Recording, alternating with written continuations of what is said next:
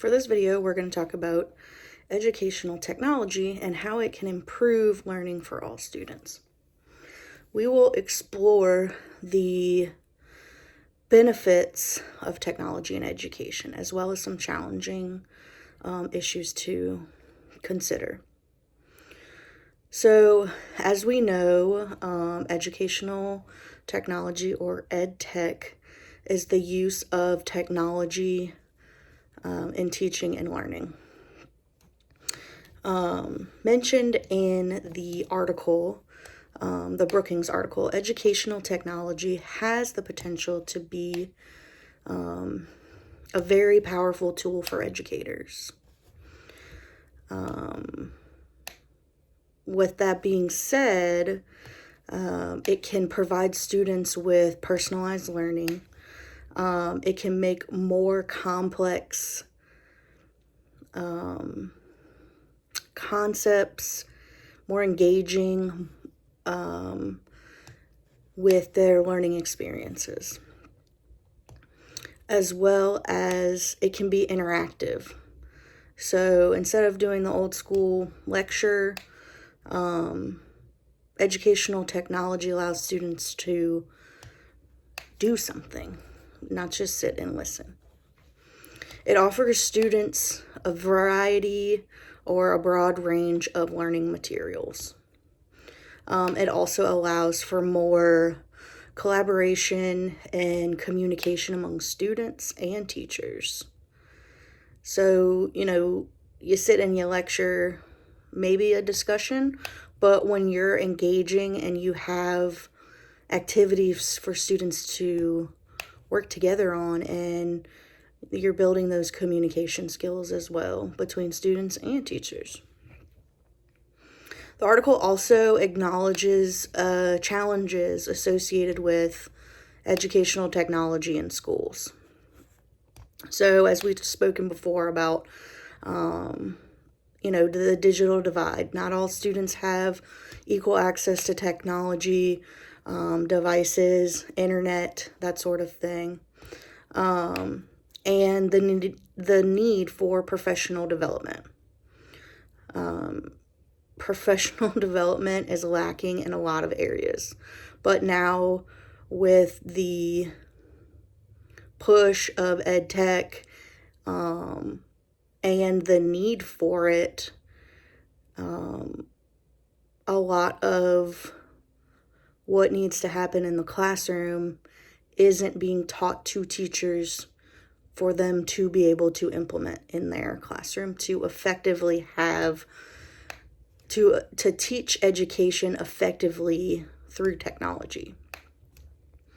They also need to understand too that you have to choose the right technology. So just because you might have all of the new and upcoming things doesn't mean that it's best for the students that you have.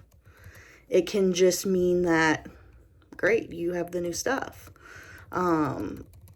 So for example, I work with dyslexic students.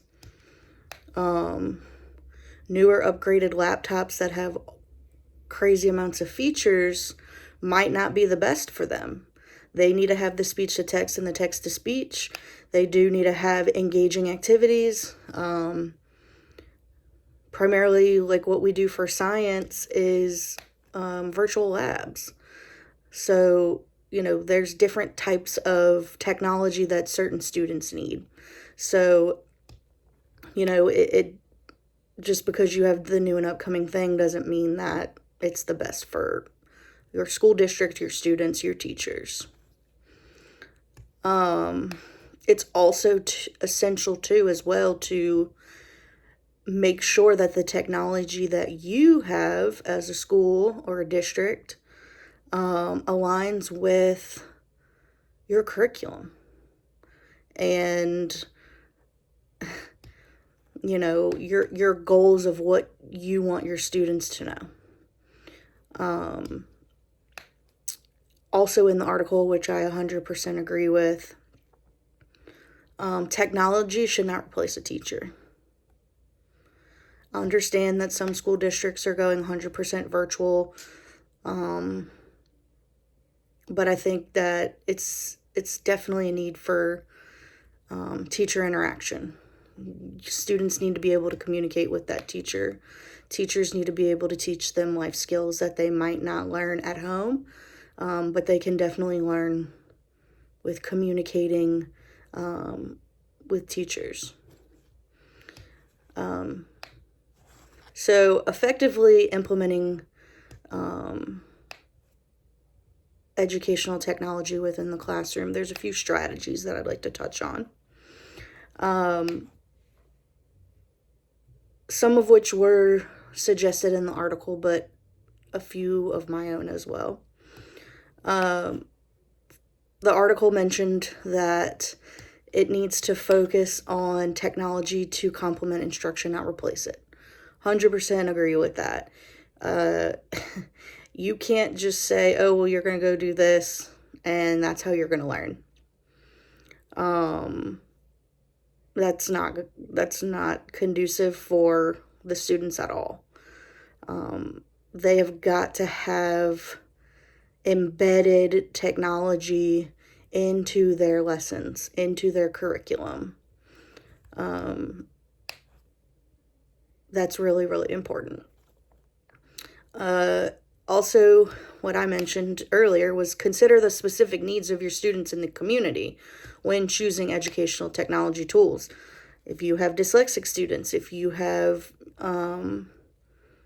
any type of variety of students that have certain needs, you have to be cognizant of the technology that you're using and embedding into your curriculum or lesson plans. And then the third thing, which I briefly touched on earlier, was also professional development. It needs to be ongoing. You can't just provide a professional development at the beginning of the year and think that they're good to go. Nobody, unless you are tech savvy, unless you've used a program or a specific type of technology, is going to remember every single thing about the professional development. It needs to be ongoing. It needs to be consistent. And maybe it just needs to be built upon over the year. But it's definitely, very important for teachers to know how to use technology so it can be integrated properly and effectively into lessons. So just to reiterate from the article, educational technology can be a valuable tool. It totally can. It can totally, challenge a student. It can totally help a student who is falling behind. And it can be a great tool for improving learning. But it's important to use it strategically and thoughtfully.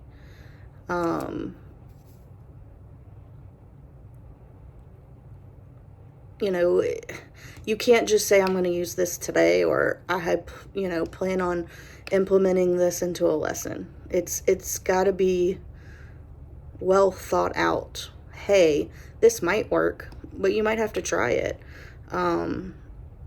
Some districts have curriculum that's preset with activities within it. Some like teachers to be able to choose, but either way, there needs to be some sort of plan in place, or teachers need to give it a test run, or your curriculum specialists need to give it a test run to see if it's actually going to be effective. But again, that also comes down to the students that you have. Unless you really know your students, your lesson could be a bust. Even with trying to integrate something special or some kind of educational technology within that. The last thing that I would like to say is I think it's important too for people to kind of do a little bit of research on their own. We know that technology is constantly and will continue to evolve at a rapid rate. And I think that the teachers need to do their due diligence a little bit there too, to really see how they can kind of help themselves a little bit. And I think too, the combination of that with the, consistent professional development, teachers will be able, not allowed, to effectively integrate ed tech into their classroom.